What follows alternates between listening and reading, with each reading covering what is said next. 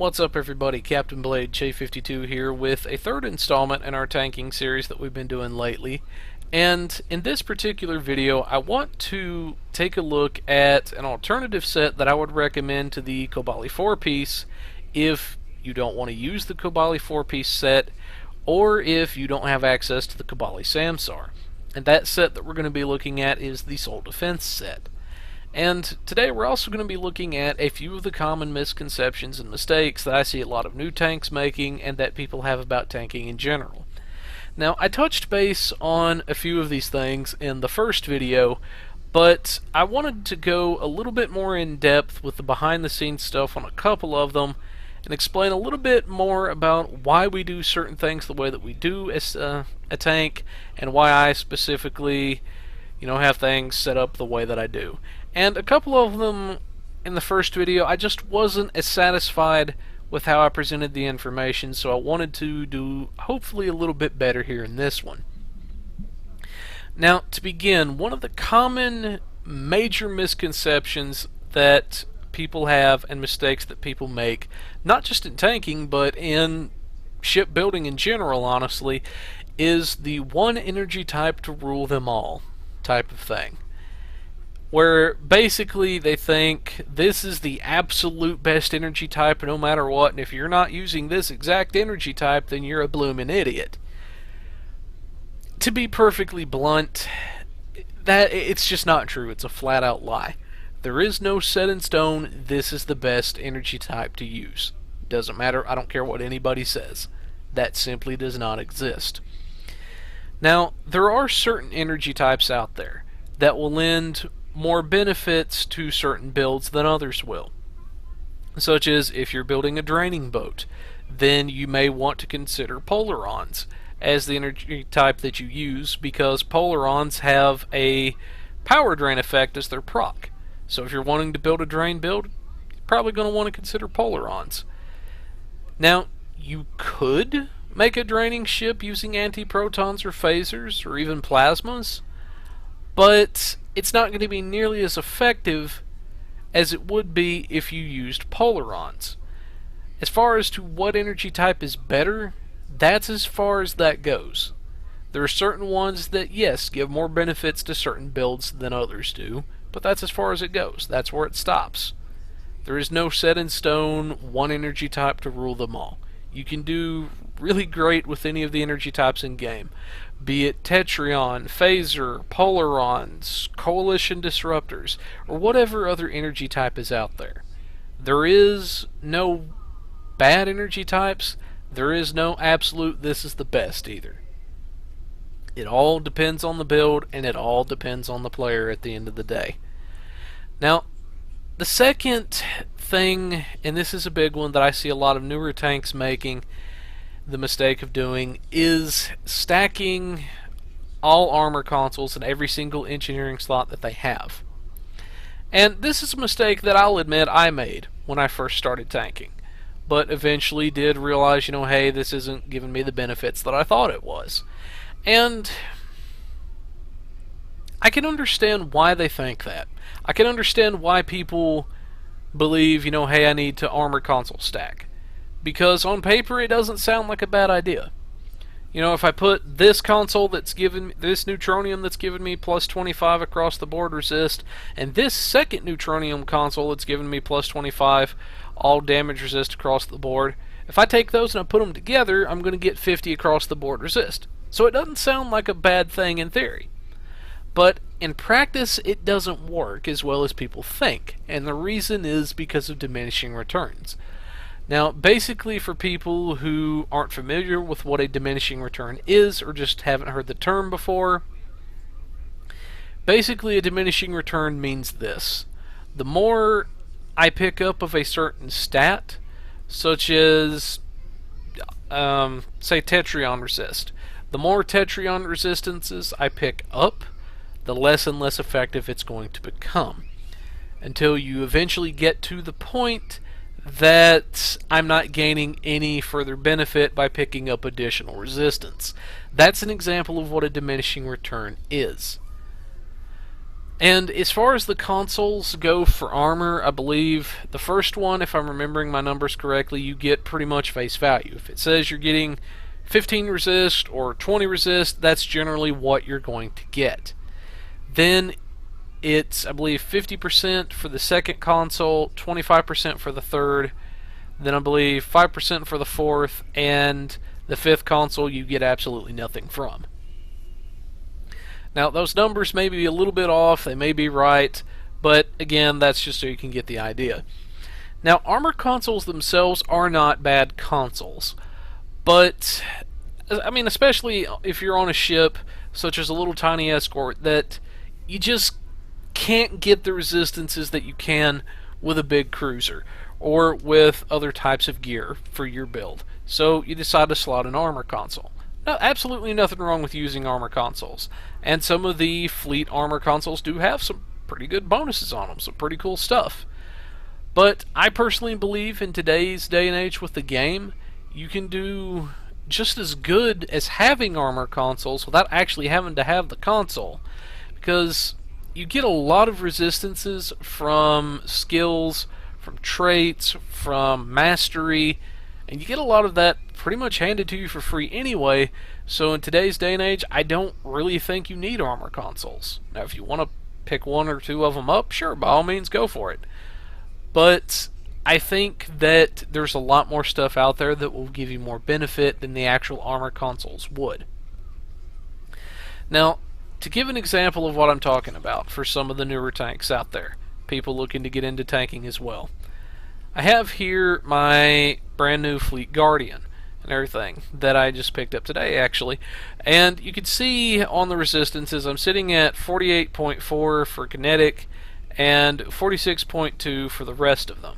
So, pretty decent, and I'm just sitting here in the Sol system, and I've already got pretty high resistances anyway. So, I have here a conductive RCS accelerator Mark 14 Ultra Rare with the Res B mod. Now, the Res B mod gives me a 35.6 damage resistance rating additional boost to Plasma, Tetrion, Polaron, and Antiproton.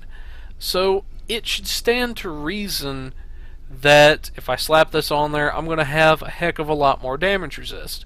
So just to demonstrate what I'm talking about with diminishing returns, let's go ahead and put this on there.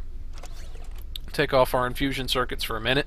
Now, as you can see with the Plasma, Tetrion, Polaron, and Antiprotons, I jumped from 46.2 to 53.1.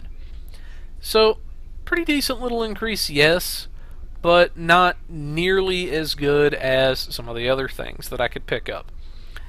Now, if diminishing returns weren't a thing, then I could have easily gotten up to well into 80% damage reduction there. But because of diminishing returns, it only went to 53. So that's an example of why you don't want to excessively armor console stack. Reason being, for every additional armor console you slot, that's another console that you could be using to boost your healing, to use as a heal, or pretty much what have you at this point in the game. Now, the other big thing that I see a lot of new tanks and a lot of people making the mistake of doing is focusing exclusively on shield capacity or exclusively on hull capacity and letting that be their main biggest thing. And a lot of tanks, a lot of people think, well, if I have, you know, all this extra shield capacity, all this extra hull capacity, nothing's going to be able to hurt me. And that can't be farther from the truth in this game, honestly. You know, that's something, I'll admit, I made that mistake too. So, again, you know, we all got to learn somewhere, we all got to start somewhere. But the big caveat I would say to that, if you can get extra hull capacity and shield capacity without being a detriment to yourself in other areas, absolutely, by all means, pick it up. But it's not necessarily as much the shield capacity and the hull capacity you have that matters as much as it is your ability to maintain them. You could have 50,000 shield capacity and 200,000 hull, but if you have no way to keep that up, if you have no way to keep that healed, to keep that alive, then what good is it doing you except being a meat shield?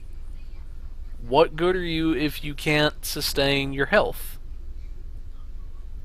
You know, what good is it doing you at the end of the day, in all honesty?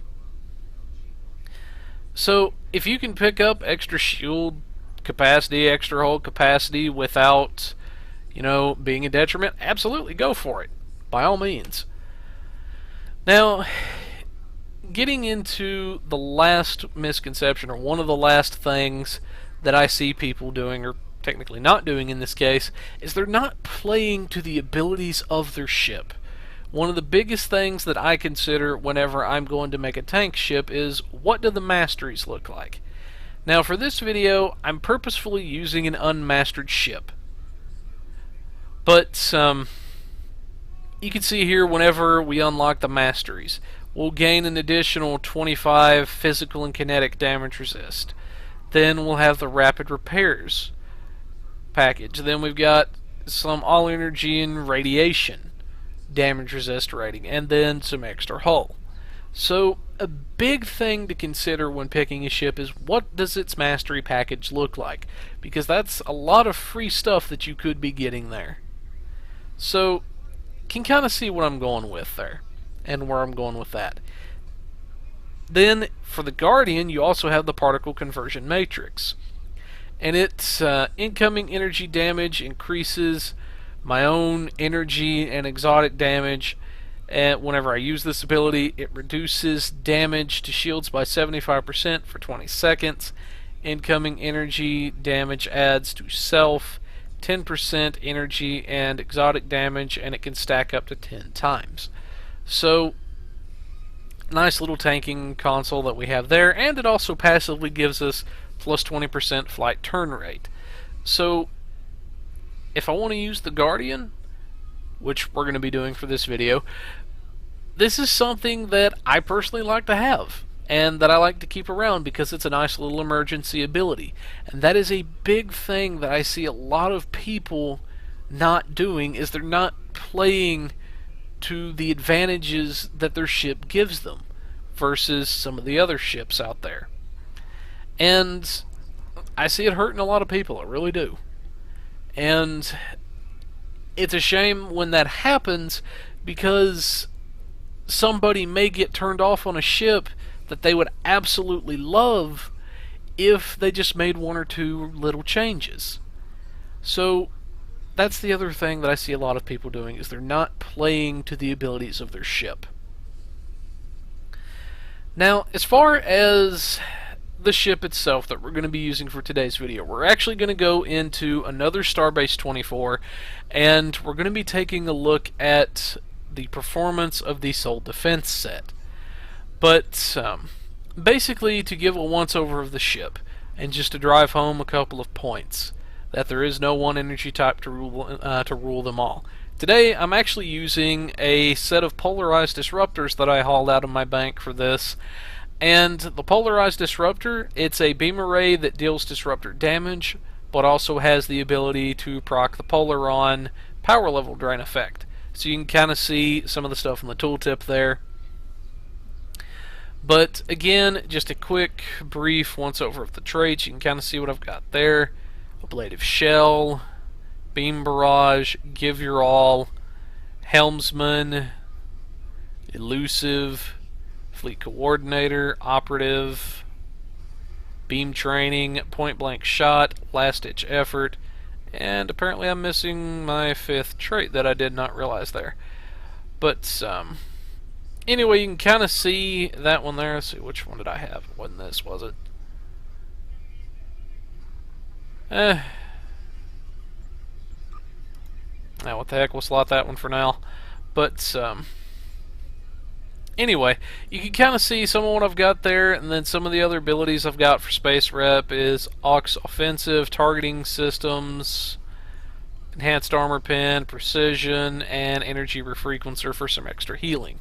So you can kind of see some of the stuff we've got there. Then the other abilities I have for Space are Quantum Singularity, the Biomolecular Shield, and Refracting Tetryon Cascade. Mainly because I just didn't switch off of that. But anyway, you can kind of see some of the setup that I've got going there. And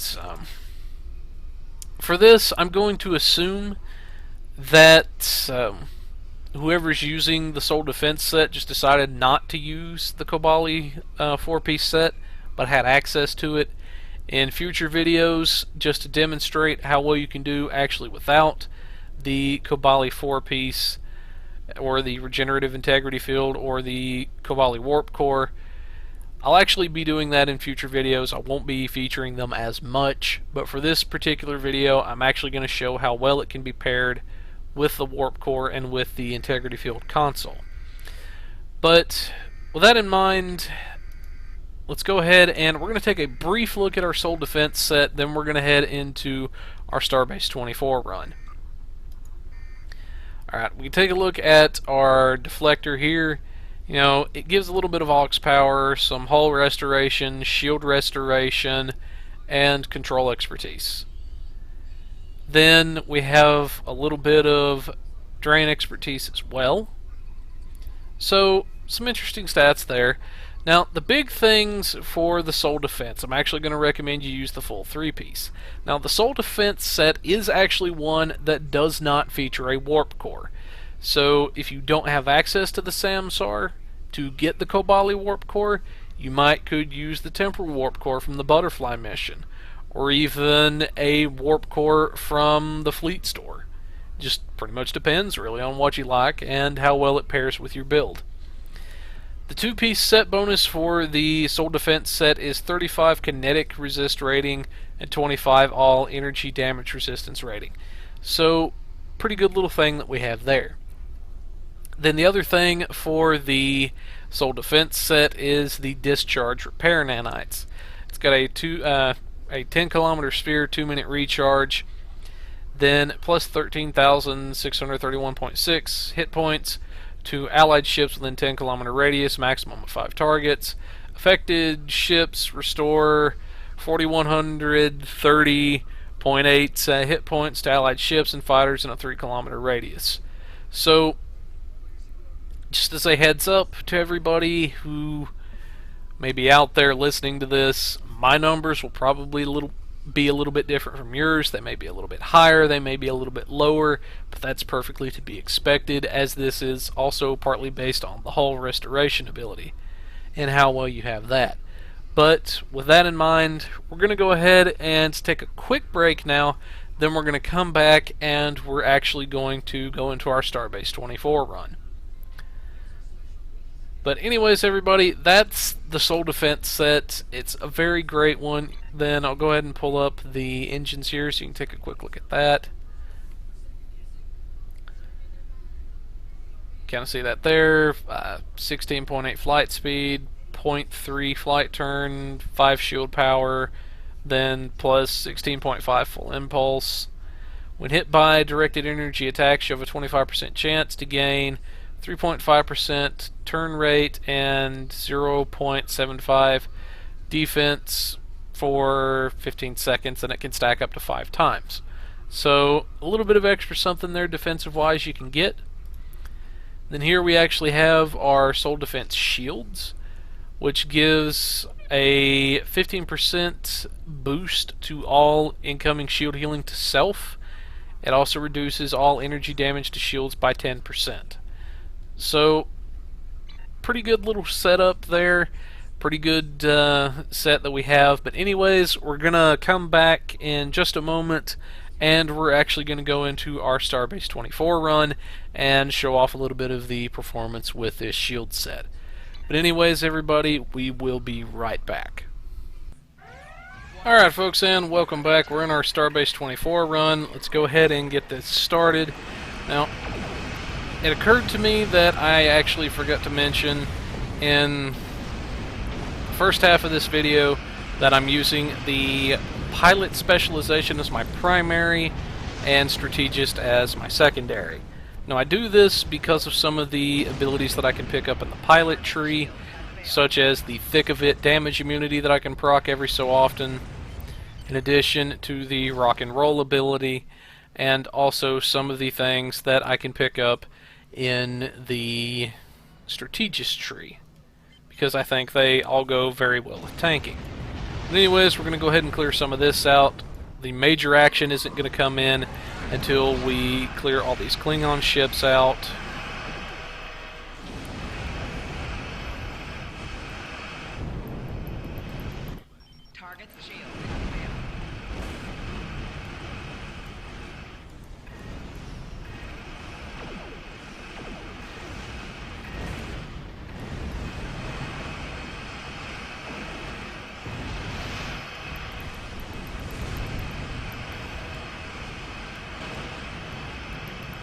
See, a little bit of our energy refrequencer going off there some.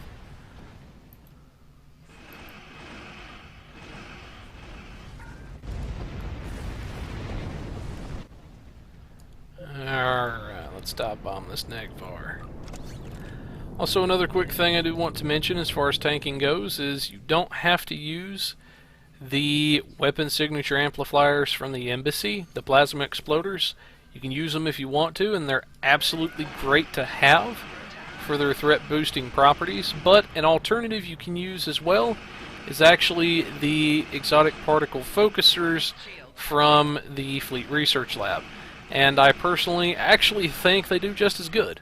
And I have not had issues with threat while I've had them.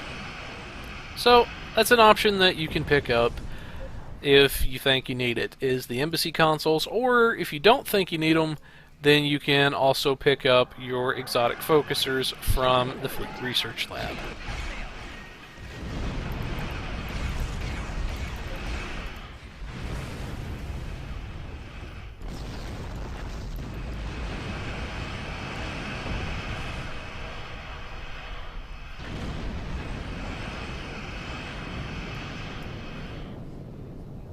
Alrighty.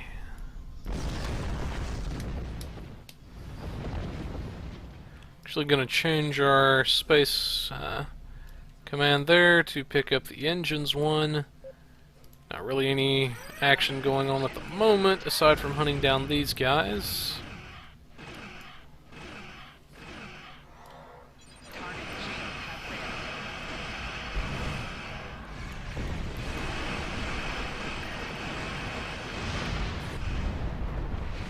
Once again, if this is your first time seeing this video or one of my videos, if you are going to do a Starbase 24 run, I recommend taking a little bit of your time with this first phase. If you kill them too quickly, then you'll have to wait for a few of the ships to respawn, and that is no fun.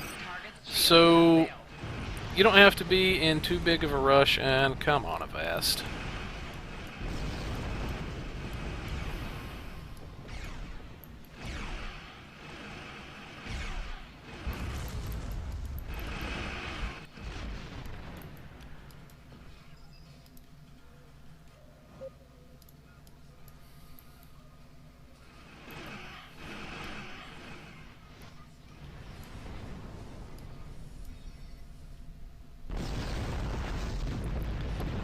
Alright, I believe there's 4 of them down there. So let's go smack them around.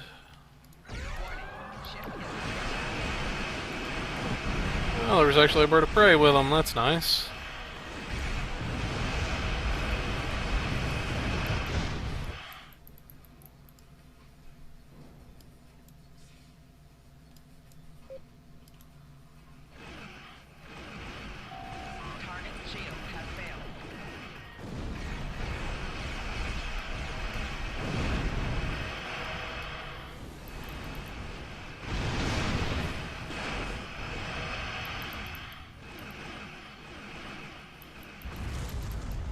Alright, what's left? Need 3 more, so let's hit this Forcha.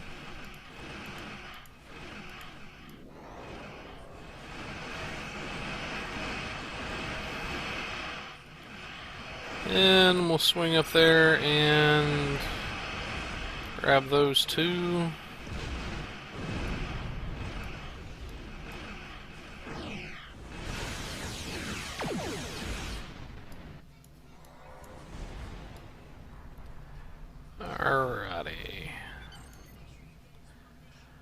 Once we kill these two ships up here, that's when the fun's going to start, and we'll actually be able to kick it into high gear and demonstrate the performance of the Soul Defense set. So let's kill these guys as quick as we can. Go ahead and switch back to our shield command. Now, I'm not actually using the attract fire command. Reason being is because we're the only person in here. It'd be kind of pointless, I believe, honestly. Alright, we're going to go ahead and turn on our threatening stance, because that'll swap it over to the healing effects that we get from Strategist. So let's go ahead and kick it up a notch, I guess.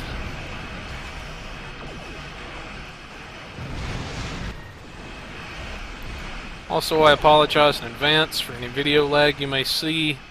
This map can get pretty intense even for some higher end computers, especially with everything that goes on this map.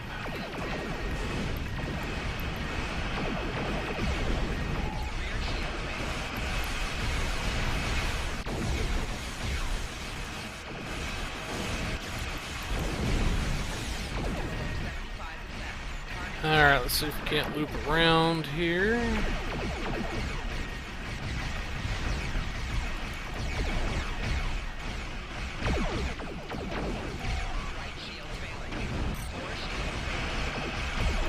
Let's see. And you can see there's our shield heals that just, or our hull heals that just went off.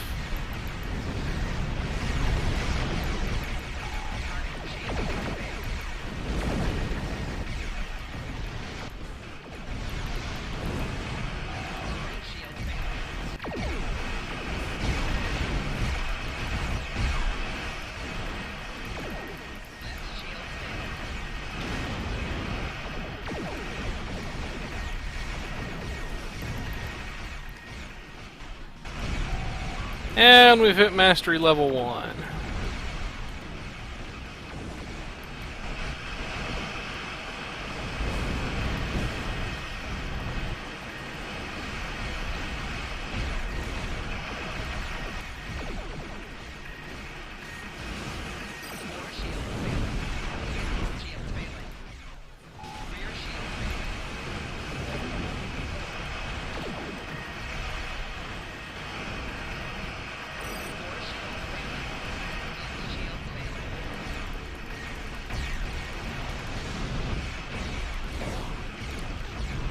There it goes. Pulled up a little too quick on that gravity well.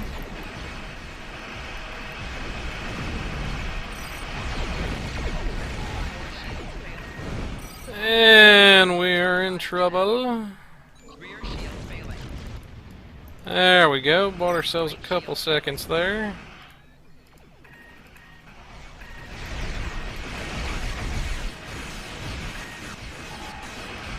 Also did not realize I had gotten out of range.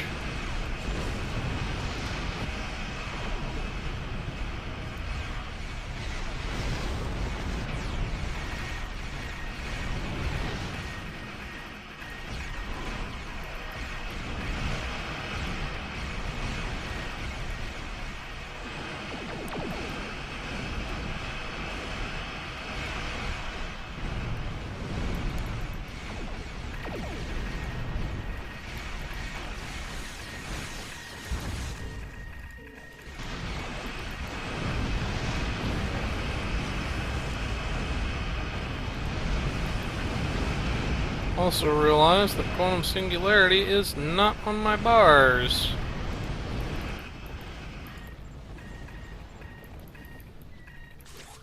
What's left?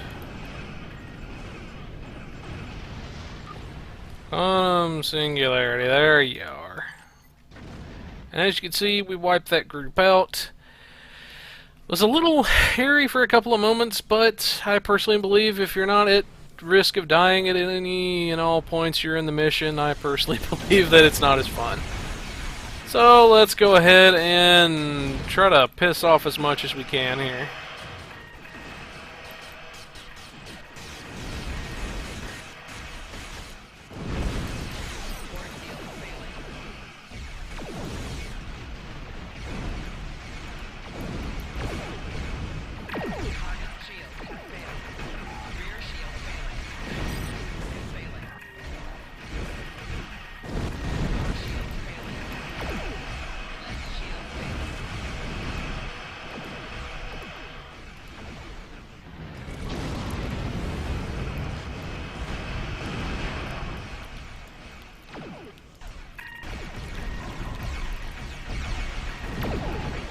Again, catching a little lag on my end. Not really unusual for how intense this map can get. Warp bubble out on the group there. And just about time for... Nope, don't have to use rock and roll just yet.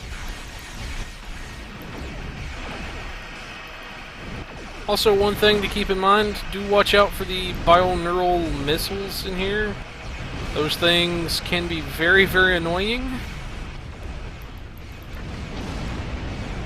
And can hurt very badly if they hit your hull.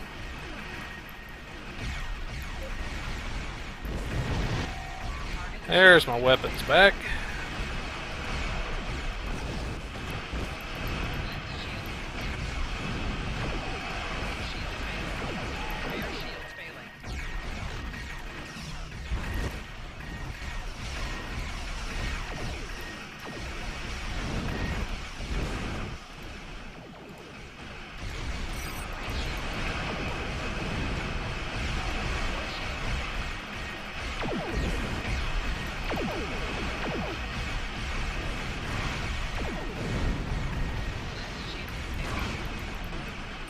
And we have hit Mastery 2.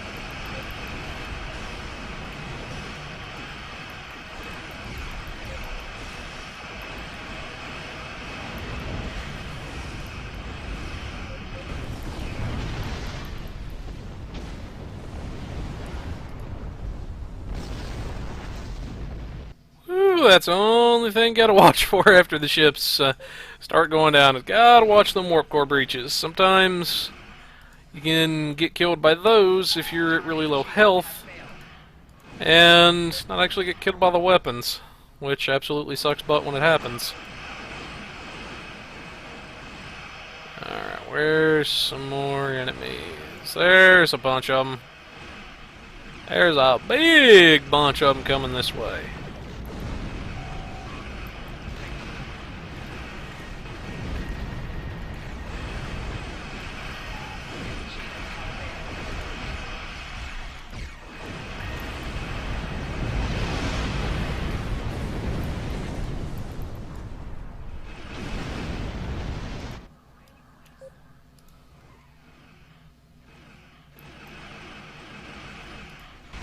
And this can be one of the other things that can be a bit of a downside about 24. Sometimes, if you're not careful, you can actually run low on ships, which is kind of what's going on here.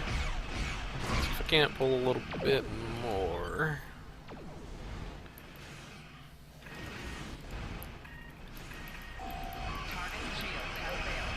Yeah, let's aggro this raptor. Maybe that Vorcha too, if I can get in range. There we go. A little bit going on here.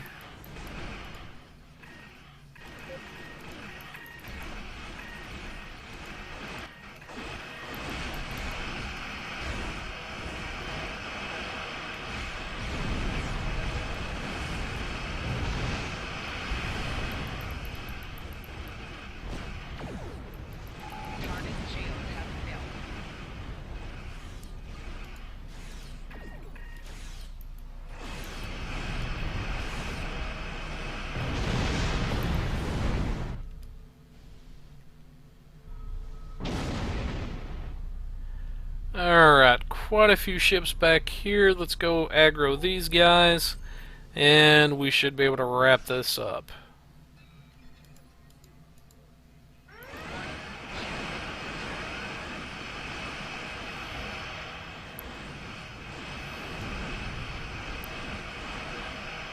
Target's shields have failed. There's a big bunch of them like we wanted.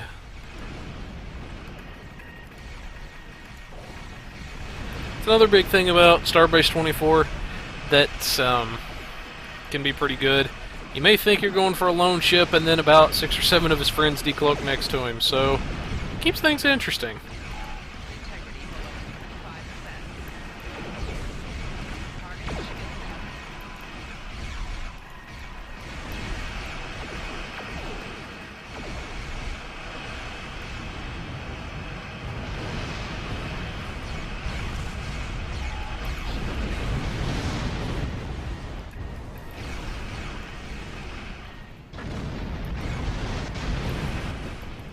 Target's shields have Target's shields have failed.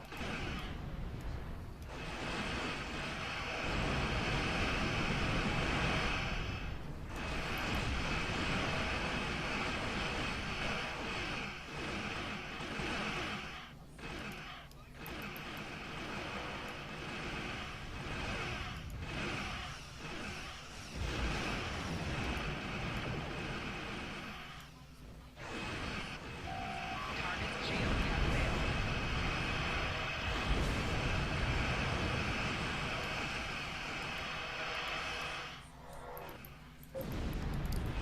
Finish him off. And we just need one more Negvar, and we can get out of here. And there he is. So let's go spank this guy really quickly. Ooh, and his friends. And we can get out of here.